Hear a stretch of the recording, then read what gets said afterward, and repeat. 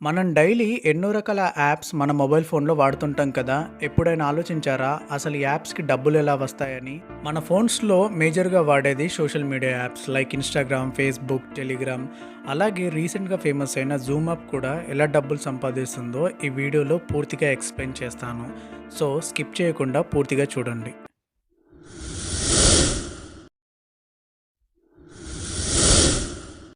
Number 1 Facebook and Instagram. ఈ 2 applications ఒకే కంపెనీకి చెందినవే. ఇది మనందరికి తెలుసు.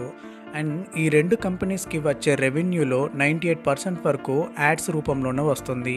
మిగిలిన 2% కొన్ని రకాల పేమెంట్స్ ద్వారా వస్తుంది. ఈ అడ్వర్టైజ్మెంట్స్ ద్వారా మనీ ఎలా వస్తాయంటే ఫేస్బుక్ అండ్ ఇన్‌స్టాగ్రామ్‌కి కలిపి మంత్లీ 3 బిలియన్స్ కన్నా ఎక్కువ మందే యాక్టివ్ యూజర్స్ ఉన్నారు. ఈ రేంజ్లో మరే ఇతర సోషల్ మీడియా ప్లాట్ఫామ్కి యాక్టివ్ యూజర్స్ లేరు. సో వీళ్ళందరినీ యూజ్ చేసుకొని ఫేస్బుక్ వాళ్ళ టేస్ట్లకి అనుగుణంగా యాడ్స్ని చూపిస్తుంది. ఫర్ ఎగ్జాంపుల్, మీరు ఇన్స్టాగ్రామ్లో ఒక మొబైల్ గురించి సెర్చ్ చేశారనుకోండి. ఆ తర్వాత మీరు ఫేస్బుక్ ఓపెన్ చేస్తే అదే మొబైల్కి సంబంధించిన యాడ్స్ డిస్ప్లే అవుతాయి అన్నమాట. ఈ విధంగా ఫేస్బుక్, ఇన్స్టాగ్రామ్ కంపెనీలు చాలా డబ్బును సంపాదిస్తాయి. Number 2 WhatsApp. ఇది కూడా ఫేస్బుక్ చెందిన కంపెనీనే. చాటింగ్ యాప్స్లో ప్రపంచంలోనే అందరికన్నా ఎక్కువ మంది యాక్టివ్ యూజర్స్ ఉన్న కంపెనీ వాట్సాప్ మాత్రమే. ఈ వాట్సాప్ని 2009లో స్టార్ట్ చేశారు. అయితే 2014లో ఫేస్బుక్ కంపెనీ $19 బిలియన్ ఈ వాట్సాప్ని కొనేసింది. అప్పటి నుండి ఇప్పటి వరకు వాట్సాప్ ఒక్క రూపాయి కూడా సంపాదించలేదు. ఎస్, మీరు విన్నది నిజమే. వాట్సాప్ నుండి ఫేస్బుక్ ఇంతవరకు ఎలాంటి రెవెన్యూని జనరేట్ చేయలేదు. అయితే ఫ్యూచర్లో తప్పకుండా ఈ వాట్సాప్లో యాడ్స్ వస్తాయి. దాంట్లో ఎలాంటి సందేహం లేదు. అండ్ వాట్సాప్ బిజినెస్ అనే మరో యాప్ని కూడా వీళ్ళు లాంచ్ చేశారు. దీని ద్వారా కూడా ఫ్యూచర్లో డబ్బులు సంపాదించవచ్చు అన్నమాట. Number 3 Zoom. 2020 లాక్డౌన్ టైంలో మనం ఎక్కువగా విన్న మొబైల్ అప్లికేషన్ పేరు ఇదే. నాకు తెలిసి లాక్డౌన్ ఈ కంపెనీకి మామూలుగా కలిసి రాలేదు. ఈ జూమ్ యాప్ని వీడియో కాన్ఫరెన్స్ల కోసం, వెబినార్లు ఇవ్వడం కోసం, అలాగే ఈ లాక్డౌన్ టైంలో స్కూల్స్ అండ్ కాలేజెస్లో క్లాసెస్ చెప్పడం కోసం యూజ్ చేస్తున్నారు. అయితే ఈ జూమ్ యాప్ని ఎరిక్ యువాన్ అనే అతడు 2011లో స్టార్ట్ చేశాడు. ఇతడు ఈ యాప్ని కేవలం తన గర్ల్ ఫ్రెండ్తో సీక్రెట్గా మాట్లాడడానికి మాత్రమే క్రియేట్ చేశాడు. కానీ అది ఇప్పుడు ఇంత పెద్ద కంపెనీగా మారింది. జూమ్ కంపెనీ వాల్యూ 2019లో $18 బిలియన్ ఉండేది. అది 2020లో $97 బిలియన్ వరకు పెరిగింది. అయితే ఇంత తక్కువ టైంలో ఇంత రెవెన్యూ ఎలా వచ్చింది అంటే అది కేవలం ఈ జూమ్ యాప్ సబ్స్క్రిప్షన్స్ వల్లనే. జూమ్ యాప్ 2 రకాల ప్లాన్స్ని ప్రొవైడ్ చేస్తుంది. అవి basic plan and pro plan. Basic plan అనేది జస్ట్ లైక్ ఫ్రీ ప్లాన్ అనమాట. బేసిక్ ప్లాన్లో ఎలాంటి మనీ పే చేయాల్సిన అవసరం లేదు. కానీ ఇందులో లిమిటెడ్ ఫీచర్స్ ఉంటాయి. అంటే ఇందులో ఒకేసారి 100 మంది మాత్రమే జాయిన్ అయ్యే అవకాశం ఉంటుంది. అది కూడా 40 మినిట్స్ టైం మాత్రమే. ఆ తర్వాత మీటింగ్ అనేది ఆటోమేటిక్గా కట్ అవుతుంది. సెకండ్ది ప్రో ప్లాన్. ఇందులో చాలా ఫీచర్స్ ఉంటాయి. దీనికి మంత్లీ $500 వరకు పే చేయాల్సి ఉంటుంది. ఇందులో ఒకేసారి 10,000 మందికి కూడా వెబినార్ ఇవ్వచ్చు. అలాగే జూమ్ ఫోన్ కాల్స్ కూడా మాట్లాడవచ్చు. ఈ పెయిడ్ ప్లాన్ని మనం వాడకపోయినా కంపెనీలు, స్కూళ్ళు, కాలేజీలు తప్పకుండా తీసుకుంటాయి. ఎందుకంటే కంపెనీకి ఆన్లైన్ మీటింగ్స్ తప్పకుండా ఉంటాయి. స్కూల్స్ అండ్ కాలేజెస్ కూడా క్లాసెస్ ఉంటాయి. అండ్ వాళ్ళు ఎలాగో మోర్ దెన్ 100 మెంబర్స్ కన్నా ఎక్కువే ఉంటారు కాబట్టి ఈ companies and schools and colleges ఈ ప్లాన్ని తప్పకుండా బై చేయాల్సి ఉంటుంది. దీనివల్ల ఈ జూమ్ కంపెనీకి ఎక్కువ మొత్తంలో డబ్బులు వస్తున్నాయి. Number 4 Telegram. ఇండియాలో వాట్సాప్ తర్వాత ఎక్కువగా వాడే చాటింగ్ యాప్ ఇదే. దీనిని 2013లో ఇద్దరు రష్యన్ బ్రదర్స్ స్టార్ట్ చేశారు. అయితే ఈ టెలిగ్రామ్ని వరల్డ్ వైడ్గా 500 మిలియన్ యూజర్స్ వాడుతున్నారు. కానీ ఇప్పటి వరకు ఈ కంపెనీ ఒక్క రూపాయి కూడా సంపాదించలేదు. ఈ కంపెనీ రన్ అవుతుంది కూడా డొనేషన్స్ మీదనే.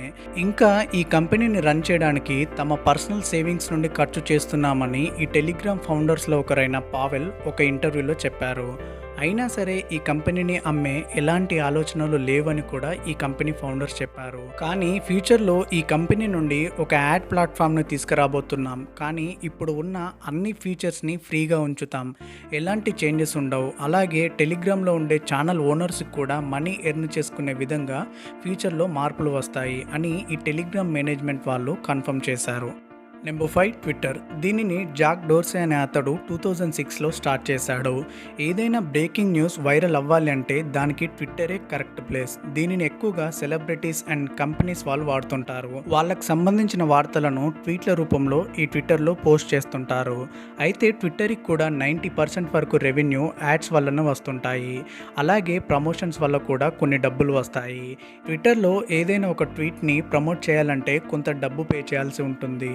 అలాగే పెయిడ్ ట్రెండ్స్ వల్ల అకౌంట్ని ప్రమోట్ చేయడం వల్ల ఈ కంపెనీ డబ్బు సంపాదిస్తుంది. ఫ్యూచర్లో కూడా ఇంకా చాలా విధాలుగా ఈ కంపెనీ మనీ జనరేట్ చేయబోతుంది. Number 6 Google pay. 2020 ఫైనాన్షియల్ ఇయర్లో గూగుల్ పే 1500 కోట్ల రూపాయలు సంపాదించింది. ఇందులో నెట్ ప్రాఫిట్ గాను 33 కోట్లు సంపాదించింది. అయితే మీకు ఒక డౌట్ రావచ్చు, గూగుల్ పేలో యూపీఐ ట్రాన్సాక్షన్ ఫ్రీగానే చేస్తున్నాం, గూగుల్ పేలో రిజిస్టర్ అవ్వడం కూడా ఫ్రీగానే ఉంటుంది, కానీ ఈ కంపెనీ ఇంత డబ్బు ఎలా సంపాదించిందనే కదా. అయితే గూగుల్ పేలో ఎవరికైనా డబ్బులు పంపితే ఎలాంటి ఛార్జెస్ ఉండవు, కానీ మనం చేసే రీఛార్జ్ల వల్ల దీనికి చాలా డబ్బులు వస్తాయి. అది మొబైల్ రీఛార్జ్లు అయితేనేం, డిటిహెచ్ రీఛార్జ్లు అయితేనేం, ఎలాంటి రీఛార్జ్లు చేసినా ఆ రీఛార్జ్ కంపెనీలు ఈ గూగుల్ పేకి కొంత కమిషన్ ఇస్తుంది. దీని ద్వారానే గూగుల్ పే చాలా వరకు డబ్బులు సంపాదిస్తుంది.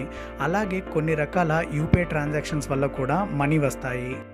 యూపీఐ ట్రాన్సాక్షన్స్ వల్ల డైరెక్ట్గా మనీ సంపాదించకపోయినా గూగుల్ పేలో మన ట్రాన్సాక్షన్ డేటాను ఉపయోగించుకొని ఈ కంపెనీ చాలా డబ్బును సంపాదిస్తుంది. ఫర్ ఎగ్జాంపుల్, మీరు ఒక ఫుడ్ ప్రొడక్ట్ని ఆన్లైన్ పేమెంట్ ద్వారా కొన్నారు అనుకోండి. ఆ డేటాను యూజ్ చేసుకొని మీకు ఆ ఫుడ్ ప్రొడక్ట్కి సంబంధించిన యాడ్స్ మాత్రమే డిస్ప్లే చేసి వాటి ద్వారా కూడా డబ్బులు సంపాదించేలా చేస్తారు. కానీ ఫ్యూచర్లో యూపీఐ ట్రాన్సాక్షన్స్ కూడా మనం డబ్బులు పే చేయాల్సి రావచ్చు. అంటే మనం ఎవరికైనా గూగుల్ పేను ఉపయోగించుకొని మనీ ట్రాన్స్ఫర్ చేసినట్లయితే ఆ మనీని ట్రాన్స్ఫర్ చేసినందుకు గాను గూగుల్ పేకి కొంత కమిషన్ని చెల్లించాల్సి ఉంటుందన్నమాట. అలాగే ఫోన్పే, పేటిఎం ఇలా ఎలాంటి మనీ ట్రాన్స్ఫరింగ్ యాప్స్ అయినా మ్యాక్సిమం ఇదే బిజినెస్ మోడల్ని ఫాలో అవుతాయి. సో ఫైనల్గా నేను చెప్పేది ఏంటంటే, ఏదైనా ఒక అప్లికేషన్ కానీ వెబ్సైట్ కానీ ఫ్రీగా మనకి ఒక సర్వీస్ని ప్రొవైడ్ చేస్తుంది అంటే వాళ్ళు మన దగ్గర ఏదో ఒక రకంగా మన డేటాని యూస్ చేసుకొని బిజినెస్ చేస్తారు. సో ఫ్రీగా ఏదన్నా వస్తుంది అంటే అక్కడ మనమే ప్రొడక్ట్ అన్నమాట. So that's the video guys. Video మీకు నచ్చింది అనుకుంటున్నాను. వీడియోలో మీకు తెలియని విషయాలు కొన్నైనా నేను చెప్పానని అనుకుంటున్నాను. ఒకవేళ వీడియో మీకు నచ్చితే తప్పకుండా లైక్ చేసి మీ అభిప్రాయాల్ని కామెంట్ రూపంలో మాతో షేర్ చేసుకోండి. అలాగే ఇలాంటి వీడియోలు మరికొన్ని కావాలంటే తెలుగు కంటెంట్ యూట్యూబ్ ఛానల్ని సబ్స్క్రైబ్ చేసుకొని పక్కన ఉన్న బెల్ ఐకాన్ని యాక్టివేట్ చేసుకోండి. ఇలా చేయడం వల్ల నేను పెట్టే ప్రతి ఒక్క వీడియో నోటిఫికేషన్ ముందుగా మీకే వస్తుంది.